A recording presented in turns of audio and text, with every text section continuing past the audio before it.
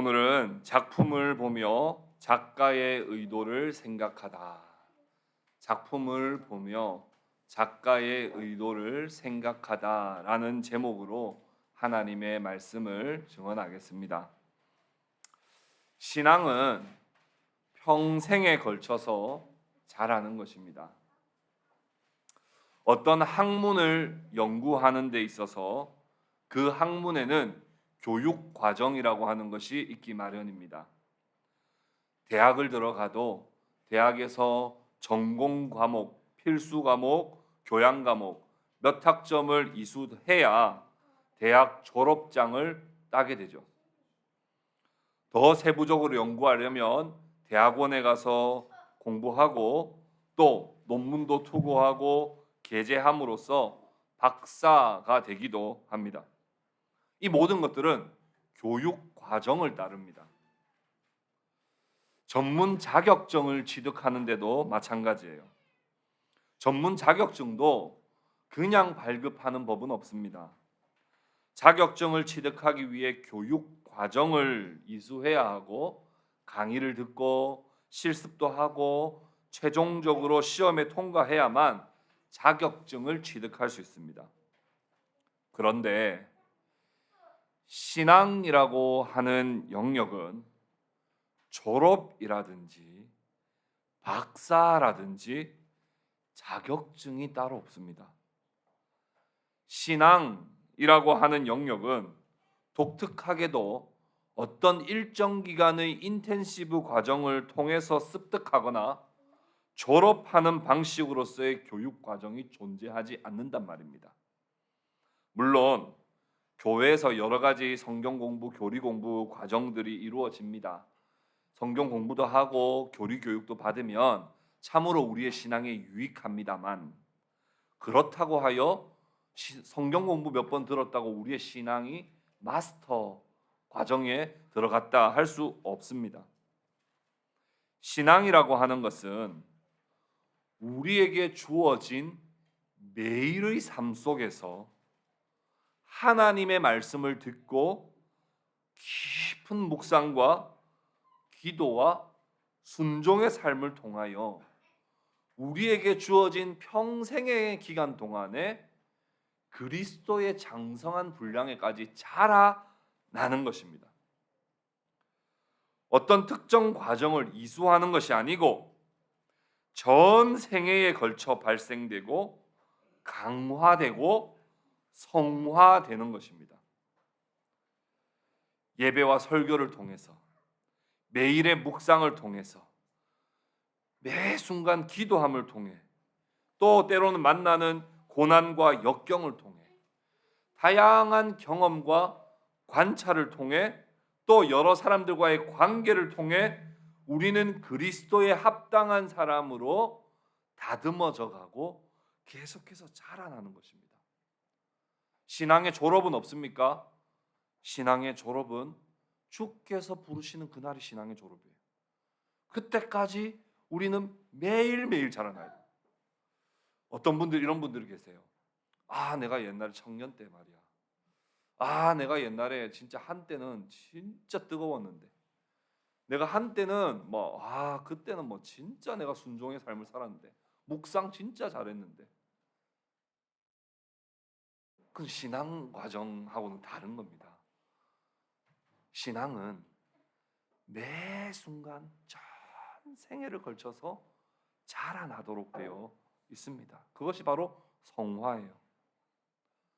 저는 학부 때 기독교 교육학을 전공했고 목회학 석사 공부를 하고 목사가 되었습니다. 그래서 나는 목사니까 어느 정도 신앙의 경지에 올라 있다고 스스로 착각할 때가 얼마나 많았는지 몰라요. 말씀을 설교하는 말씀의 선포자요, 양떼를 목양하는 목자로 섬기다 보면 마치 꽤 내가 신앙이 좋은 사람이라고 생각하는 오류에 스스로 빠지고 합니다. 그러다가 저의 유치하고 저급한 신앙의 현주소를 직시할 때면 정말 크게 넘어지고 좌절합니다. 그때 깨닫습니다. 아, 나도 주님 앞에서는 한 마리의 양에 불과하구나. 내가 맡기신 양떼를 치는 목사라 할지라도 나도 주님 앞에서는 그저 주님의 은혜와 주님의 돌보심을 받아야 하는 한 마리의 양에 불과하지, 내 신앙이 어느 정도의 경지에 올라서 목사가 되어 이 직분을 맡아서 섬기는 것이 아니구나 하는 것을 깨닫습니다.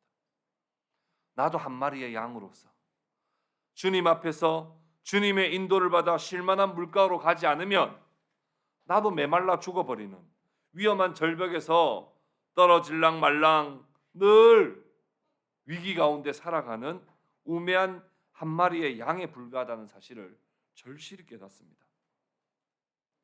그래서 목사도 전생에 걸쳐서 깊은 묵상을 통해 하나님 앞에 자라나고 하나님을 바로 보려고 노력하지 않으면 목사도 교회에서 24시간 1년 365일 일한다 할지라도 묵상이 빠지면 영적 기아에 불과하고 신앙의 저급한 수준에 밑돌 수밖에 없다는 사실을 깨닫게 돼요.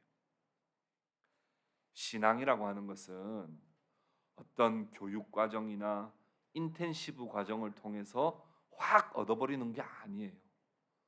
신앙이라고 하는 것은 여러분들을 이 땅 가운데 하나님께서 사명을 맡기시는 그날까지 매일매일 매 순간순간 하나님의 뜻을 구하고 찾고 묵상하고 기도하고 순종하는 삶을 통해 그리스도를 계속 닮아가는 삶을 살아가는 거예요.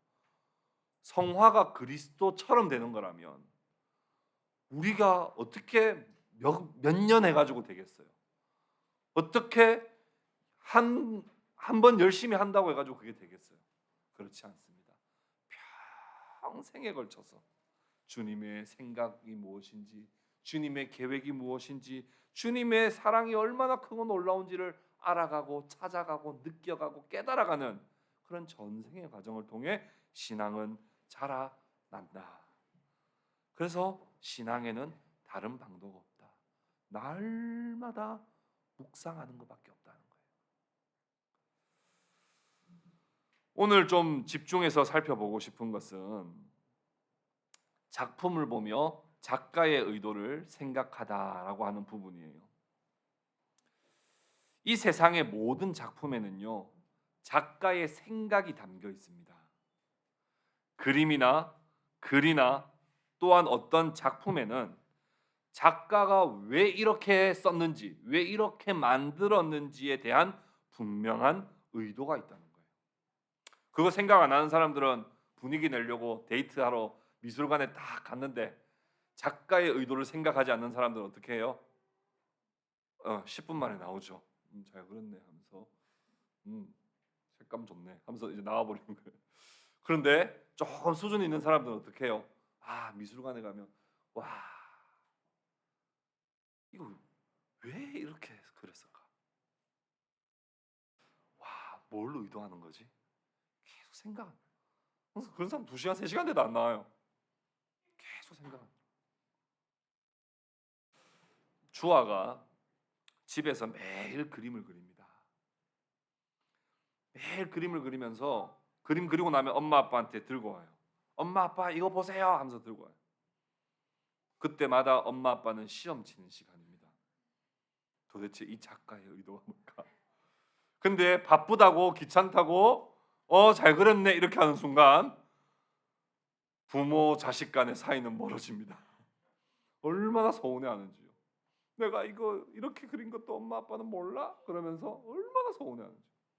그러면 그때마다 엄마 아빠는 하던 일을 잠시 멈추고 작가의 의도를 생각해야 됩니다. 너가 이것 때문에 지금 이 색깔로 그린 거야? 이렇게 물어보면 맞아. 그러면 패스. 그거 아닌데 그러면 다시 한번 더 생각해 볼게. 이 과정을 매일매일 거쳐요. 어른의 관점으로 잘 그렸는지 못 그렸는지 뭐 이렇게 보면 저 더 이상 가정에 평화와 낭만은 없습니다. 하나님께서는 우리에게 하나님을 알 수 있는 두 권의 책을 주셨어요. 하나는 성경책이고 하나는 피조물이라는 책입니다.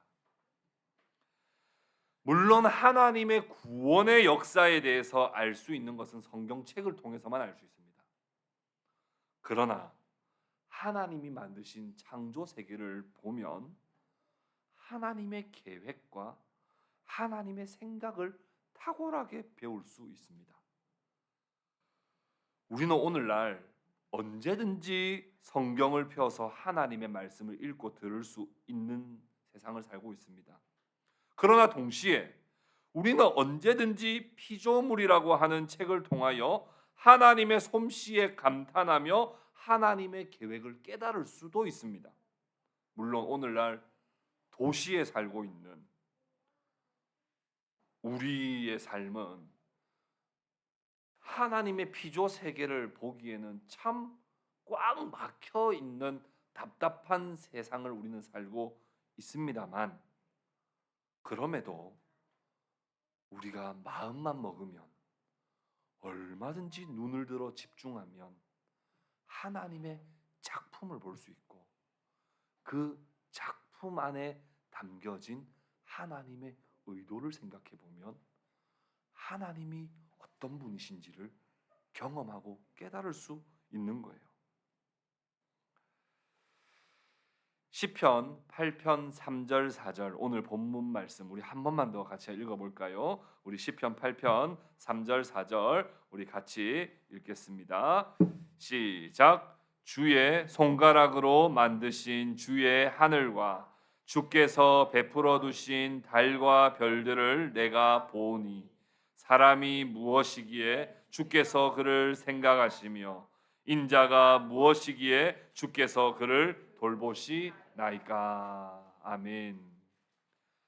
다윗은 밤에 하늘을 보며 늘 묵상하는 습관을 가졌습니다. 하늘에 반짝이는 별을 보며 하나님을 늘 생각했어요. 참 우리가 밤에요 별 볼 일이 없어요. 참 이 대기 환경도 나빠져서 별이 잘 안 보이기도 하지만 하나님의 피조 세계를 보는 습관이 안 돼 있습니다. 이 스마트 기기 보느라고 하나님의 피조 세계를 봐야 되겠다고 하는 의지가 없어요. 저도 모르게 금요기도회 마치고 우리 차량 운행을 하고 밤 한 10시 반인가 11시에 딱 나와서 집으로 가면서 하늘을 딱 봤는데 밝은 별들이 몇 개 보이는 거예요. 참 그것도 근데 제가 보려고 본 건 아니고요. 그래서 봤는데 보이는 거예요. 근데 그렇게라도 보이더라고요. 여러분 우리가요 하나님의 작품을 볼 의지가 필요합니다. 찾아봐야 돼요. 찾아봐야 돼요. 그냥은 안 보이잖아요. 지금 여기 전부 다 건물밖에 안 보이잖아요. 찾아봐야 돼요. 다윗은 밤에 되면요 여러분 다윗은 한 나라의 왕입니다. 여러분 보통 왕은 밤에 어떻게 보내요? 왕은요 밤에 노래 부르는 사람들 춤추는 사람들 불러놓고요 흥청망청 이게 보통 우리 세계 역사 속에 우리나라 조선에만 있었던 게 아니라 세계 역사 속의 왕들은요 그렇게 밤을 부패하게 보냈단 말입니다. 힘 있고 권력이 있으니까요. 자기의 정욕과 쾌락을 채우기 위해서요. 그런데 다윗은 밤에 뭘 하고 있어요? 밤에 하나님이 지으신 하늘과 달과 별을 보고 깊은 묵상에 들어가는 거예요. 어떤 묵상을 하면서 하나님을 감격했을까요? 무수히 많은 별들과 달을 보면서 하나님이 저걸 지으셨다는 생각을 한 거죠. 하나님이 저 별을 지으셨으니 하나님의 능력은 얼마나 대단하신가를 묵상한 거예요. 어제 우리 집사님들하고 성도님들 몇 명 오셔가지고 우리 마이크 설치도 하시고 우리 유아실도 저렇게 예쁘게 꾸미시는데 아니 한 3시간 5시간을 막 주문하는 것부터 시작하면 얼마나 공을 들였는지 모르겠어요. 근데 이 자연 세계는요, 누가 다 만드신 거냐 하면 하나님 만든. 그걸 보면서 하나님이 어떤 분이신지를 다윗은 늘 생각했습니다. 지구만이 아니라 이 우주와 은하계를 만드신 무한하신 하나님의 능력을 다윗은 밤에 깊이 묵상하고 찬양했던 거예요. 그러면서 생각했겠죠. 저 별은 얼마나 멀리 있을까? 저 별은 얼마나 멀리 있을까? 우리는 별이 볼 때 조그맣게 보이는데 실제로 그 별은 얼마나 클까? 그리고 만약 별에서 지구를 본다면 지구는 크기가 어느 정도로 보일까? 이만하게 보이지 않을까? 하늘에서 우주에서 봤을 때 지구가 이만하다면 사람은 얼마나일까? 그런 생각을 하니까요. 하나님, 모래 알갱이만도 못한 저 같은 인생을 돌봐주시고 저 같은 인생을 사랑해 주시고 저와 언약을 맺어 주시고 저에게 자비를 베풀어 주시는 그 사랑이 얼마나 크고 놀라운지 다윗은 감탄하는 거예요.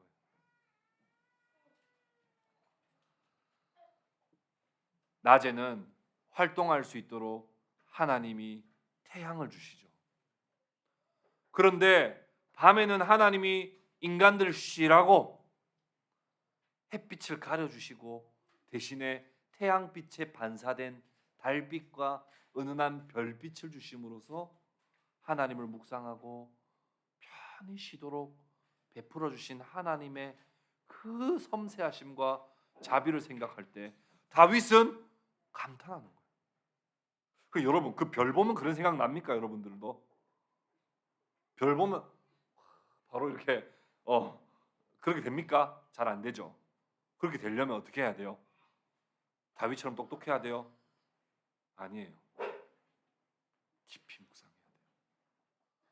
그냥 한번 봐가지고는 절대 이런 생각이 나오지 않습니다. 깊이 묵상하는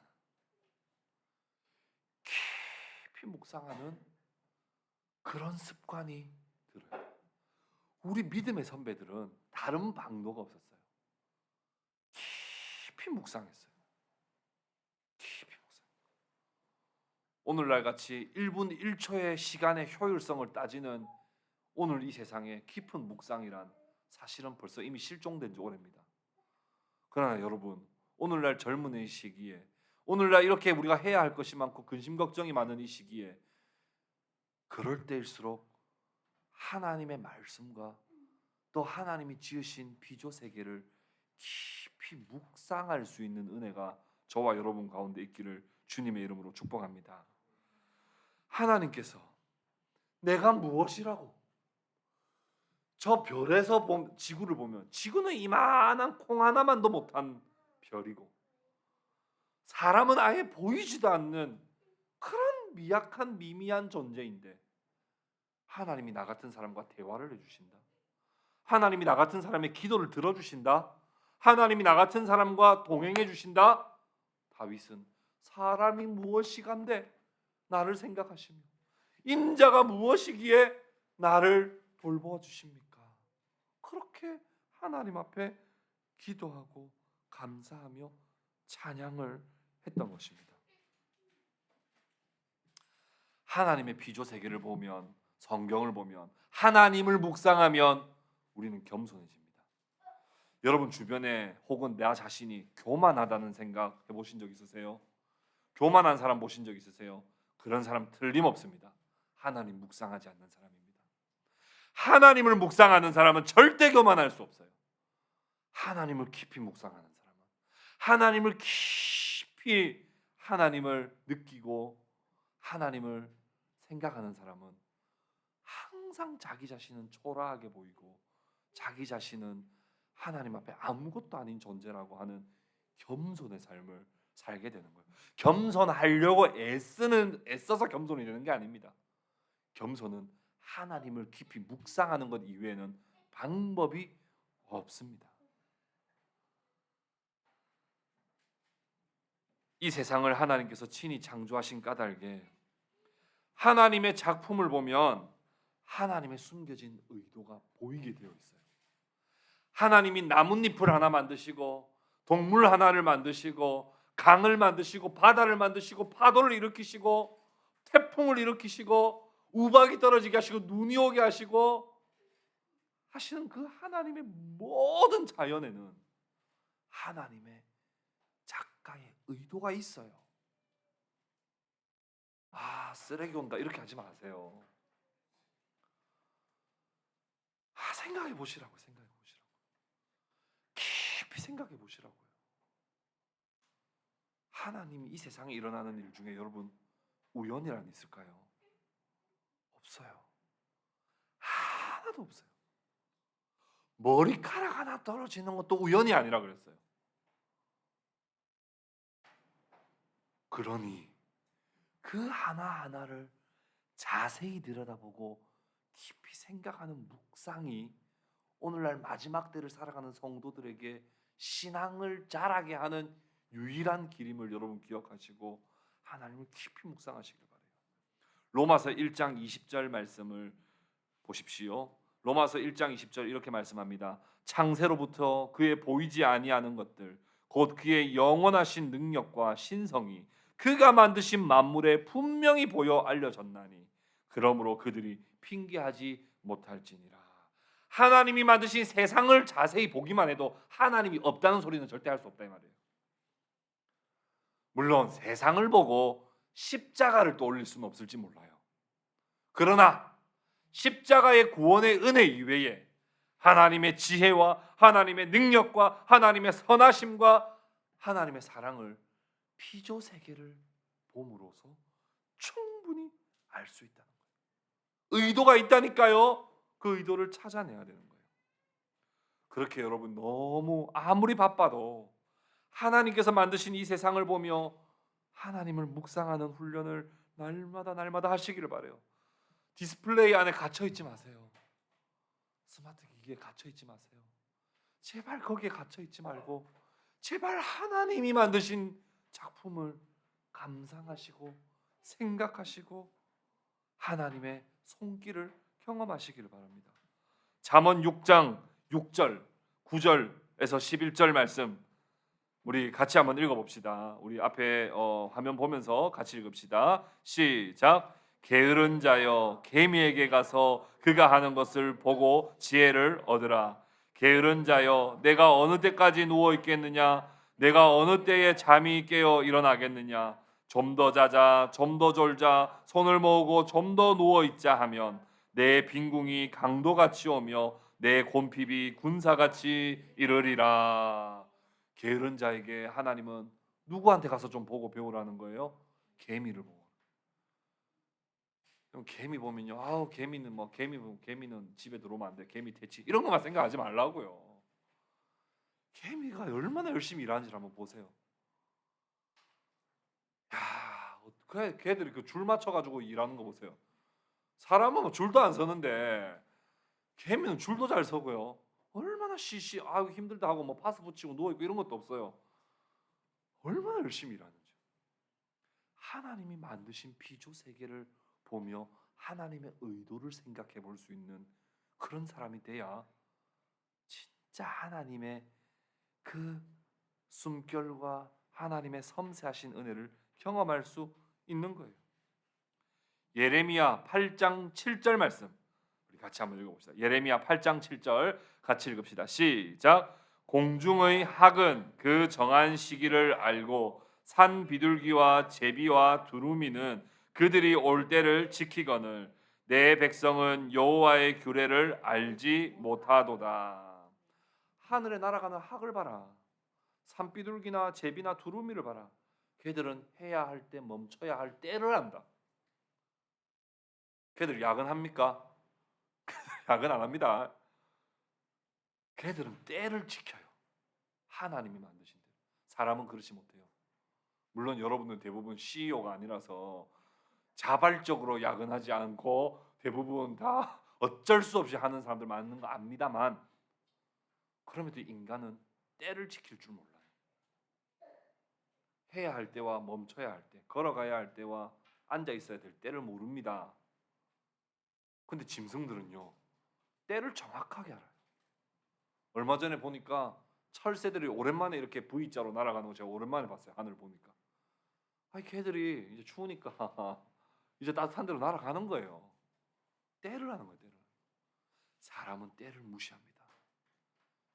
정욕과 탐욕에 사로잡혀서 때를 무시해버려요. 여러분, 하나님의 비조 세계를 보면요, 어떻게 사는 게 하나님의 뜻대로 사는 건지가 보이는 거예요. 한 군데만 더 봅시다. 마태복음 6장 26절 31절 우리 천천히 같이 한번 읽어볼까요? 천천히 같이 읽어봅시다. 시작. 공중의 새를 보라. 심지도 않고 거두지도 않고 창고에 모아들이지도 아니하되 너희 하늘 아버지께서 기르시나니 너희는 이것들보다 귀하지 아니하냐. 너희 중에 누가 염려함으로 그 키를 한 자라도 더할 수 있겠느냐. 또 너희가 어찌 의복을 위하여 염려하느냐. 들의 백합화가 어떻게 자라는가 생각하여 보라. 수고도 아니하고 길쌈도 아니하느니라. 그러나 내가 너희에게 말하노니 솔로몬의 모든 영광으로도 입은 것이 이 꽃 하나만 갖지 못하였느니라. 오늘 있다가 내일 아궁이에 던져지는 들풀도 하나님이 이렇게 입히시거든. 하물며 너희일까 보냐. 믿음이 작은 자들아. 그러므로 염려하여 이르기를 무엇을 먹을까 마실까 무엇을 입을까 하지 말라. 아멘. 공중의 새를 보라는, 공중의 새는요 염려하지 않는다. 근데 우리는 어때요? 염려 안 하는 날이 없어요. 공중의 새는 염려하는 날이 없지만 사람은 염려를 안 하는 날이 없어요. 공중의 새를 보면서 우리는 묵상해 봐야 되는 거예요. 쟤는 스트레스 받을까? 쟤는 스트레스를 왜 안 받지?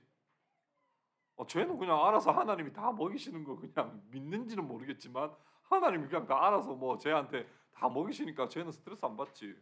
근데 하나님이 하나님의 자녀를 안 먹이실 리가 없는 걸 내 머리로는 아는데 우리는 늘 스트레스 받는 거예요. 공중의 새를 보고 배워야 되는 거예요. 들의 백합 꽃을 보면서 와, 쟤는 어떻게 저렇게 예뻐?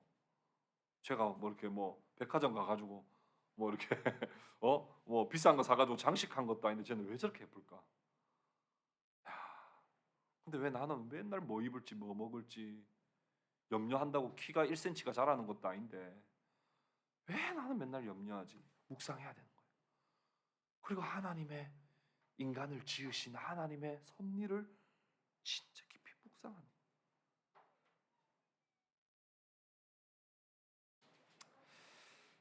15세기에 콘스탄츠 종교회의에 참석한 2명의 추기경이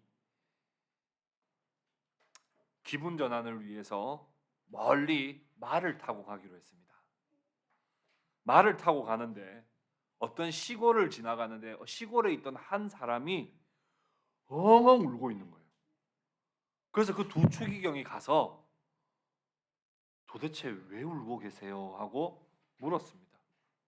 그랬더니 그 시골에 있는 사람이 이렇게 말하는 거예요. 내 앞에 두꺼비를 계속 보고 있습니다. 두꺼비를 보는데 하나님이 나를 두꺼비로 만드실 수도 있는데 나를 두꺼비로 만들지 않은 것에 대한 감사가 없는 것이 너무 하나님 앞에 죄송해서 울고 있습니다.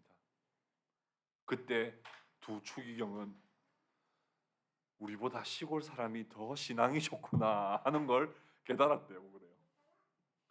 우린 추기경인데도 이 자연, 이 시골을 지나가면서도 아무것도 묵상하지 못했는데 시골에 있는 한 사람이 두꺼비 보면서 엉엉 울며 하나님 앞에 감사 기도를 드리고 있는 걸 보며 큰 충격을 받았다는 거예요. 하나님께서 만드신 작품을 보며 하나님의 의도를 생각할 수 있는 신앙의 수준을 가진 성도들이 되시기를 바랍니다. 하나님께서 베풀어 주신 놀라운 그 작품에는 하나님의 손길과 경륜이 다 묻어 있어요. 그것을 발견하는 기쁨을 누리고 형제 자매들과 그것을 함께 나누기를 힘쓰는 그런 성도의 교제가 있는 우리 동행교회 성도들 되시기를 주님의 이름으로 축복합니다. 우리 마지막으로 무심코 지나친 하나님의 손길들이 있다는 거예요. 무심코 지나친 것들. 나태주라고 하는 시인이 시란 무엇이냐 하니 시는 그냥 죽는 것이다 이랬어요. 무슨 말인가? 우리 주변에 무심코 그냥 있는 것들도 다 시의 소재가 될 수 있는 거예요. 그래서 시란 그냥 죽는 거다 그랬어요. 이거 좁으면 이거에 대해서 뭔가 시가 하나 나오는 거예요. 여러분, 기독교 신앙의 출발과 마지막은 섭리입니다.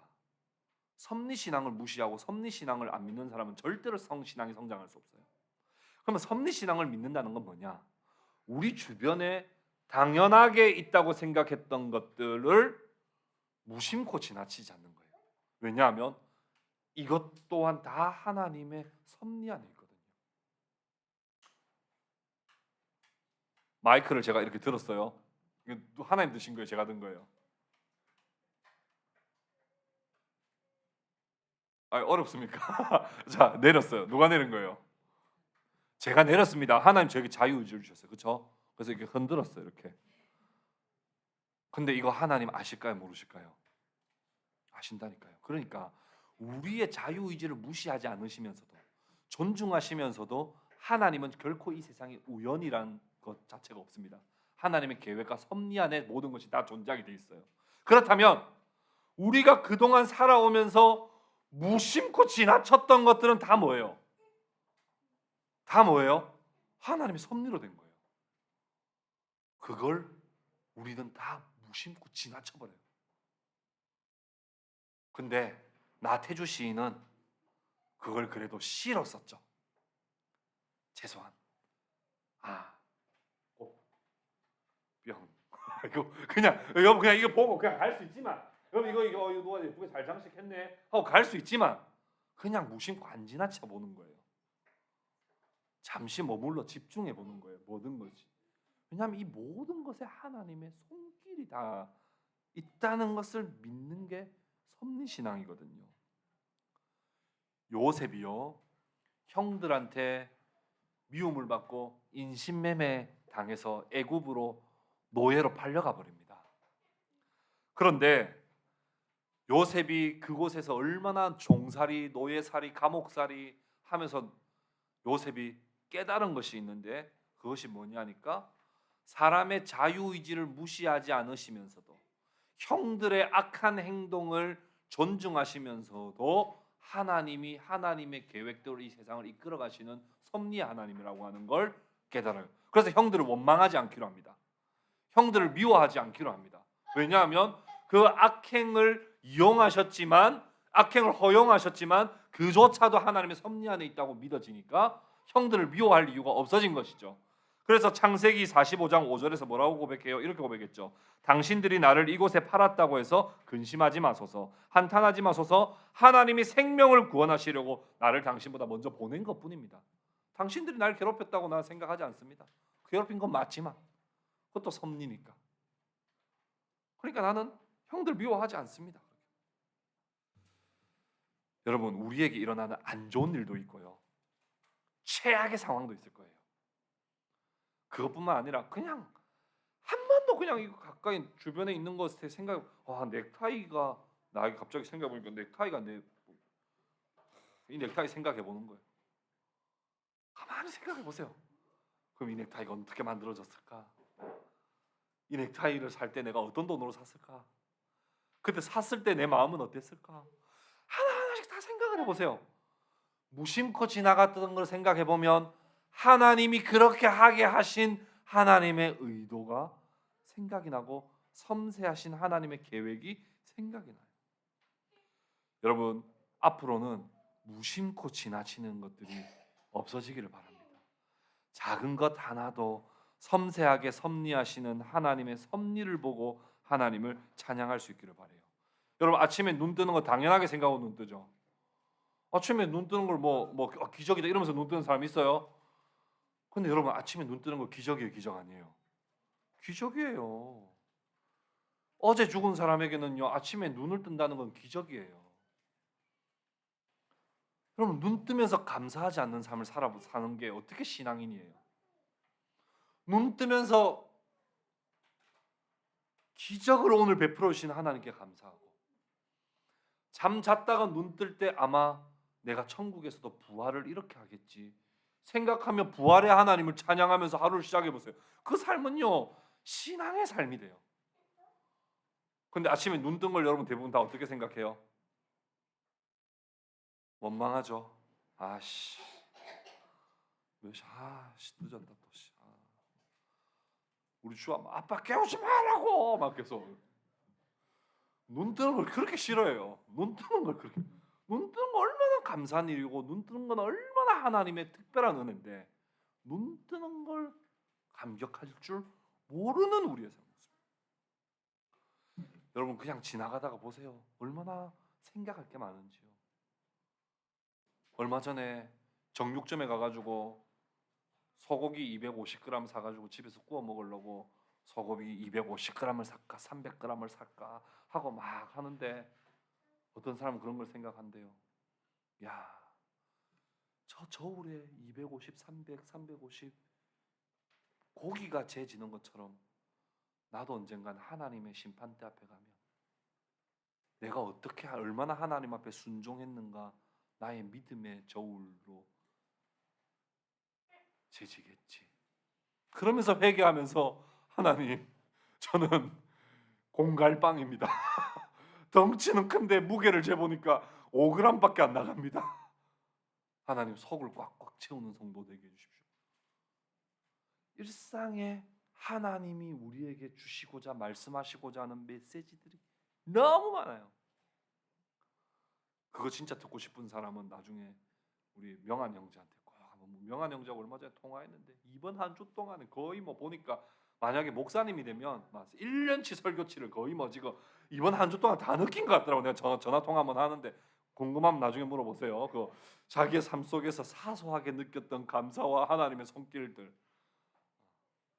자세하게는 말 못합니다. 이번 주에 아침에 제가 씻으면서 뉴스를 봤는데요. 이번 주에 제가 그걸 느꼈어요. 지금 요즘에 막 정치권이 시끄럽잖아요. 총선. 근데 요즘에 이게 정치 뉴스는 다 그런 것 같아요. 탈당이 다 지금 뉴스예요. 근데 제가 어떤 의원이 그런 말을 하는 걸 들었어요. 이 당에 저 같은 사람도 필요한지 묻고 싶습니다. 저같이 비판하는 사람이 필요 없다면 저는 이 당을 나가겠습니다 하는 문구를 딱 들으면서 샤워를 하는데 무슨 생각이 드냐면 딱 그렇게 생각이 드는 거예요. 우리 교회 성도들 중에 목사님, 저처럼 교회에 비판하는 사람이 필요 없다면 저는 이 교회 나가겠습니다. 건전한 비판도 목사님은 싫고 목사님 말 잘 듣는 사람만 필요하다면 저는 이 교회 나가겠습니다. 이렇게 들리는 거예요. 그러면서 무슨 묵상을 했냐면 그렇지, 교회에 목사님 말 잘 듣는 사람은 어떻게 있어?